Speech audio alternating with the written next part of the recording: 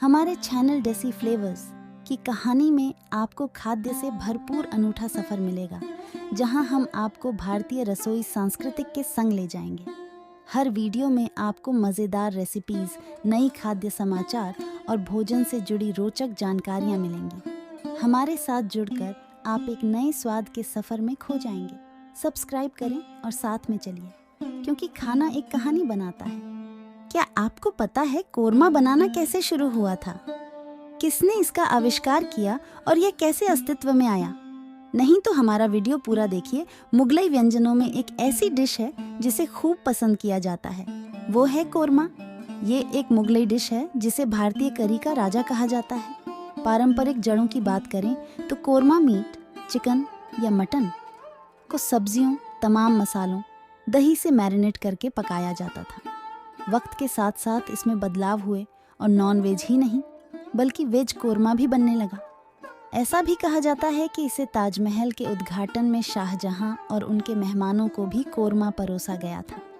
चलिए आपको इसके बनने की कहानी और किस्से बताते हैं। ऐसा माना जाता है कि कोरमा का संबंध तुर्की से है। कोरमा एक तुर्की शब्द कवीरमा से लिया गया, जिसका ताल्लुक अरबी और उर्दू भाषा से है।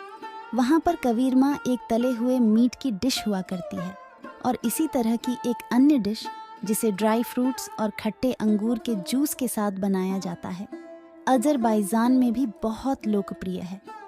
फिर इसी तरह से पर्सिया में खोरेश नामक डिश पॉपुलर है, जिसे सब्जियों, हर्ब्स और राजमा से बनाया जाता रहा है। इस तरह कोरमा 18वीं सदी के अंत में कोरमा रॉयल मेन्यू में शामिल हो गया था। मुगल साम्राज्य के खत्म होने के बाद भी इसका रुतबा कम नहीं हुआ और इसे उपमहाद्वीप के सांस्कृतिक केंद्रों तक ले जाया गया। इस आइकॉनिक रेसिपी ने कई दस्तरख्वान की रौनक बढ़ाई। कंटेम्पररी कोरमा व्यंजनों में, चाहे वह वेज हो या नॉन वेज, क्रीम और नारियल के दूध का उपयोग कर बनाई जाती है, लेकिन इसका सबसे अच्छा स्वाद दही के साथ बने और कैरेमलाइज्ड प्याज, साबुत गरम मसाला से ही आता है।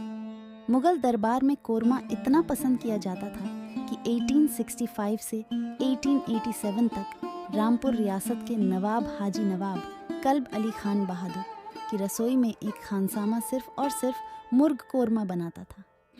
रामपुरी कोरमा आज भी अपने नाम की वजह से बहुत लोकप्रिय है।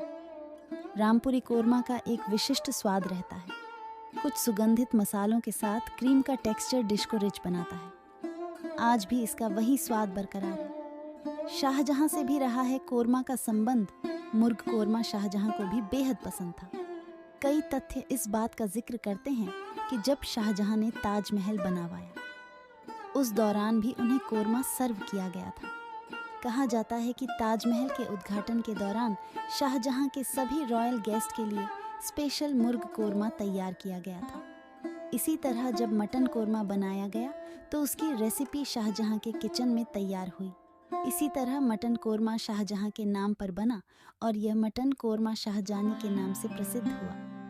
उपमहाद्वीप में कोरमा के 3 प्रकार लोकप्रिय हैं। नॉर्थ इंडिया में कोरमा बनाने के लिए दही, प्यूरी बादाम, काजू और क्रीम के साथ बनाया जाता है। कश्मीरी कोरमा डिश को बनाने के लिए सौंफ, हल्दी, इमली और सूखे कॉक्सकॉम फूलों का उपयोग किया जाता है।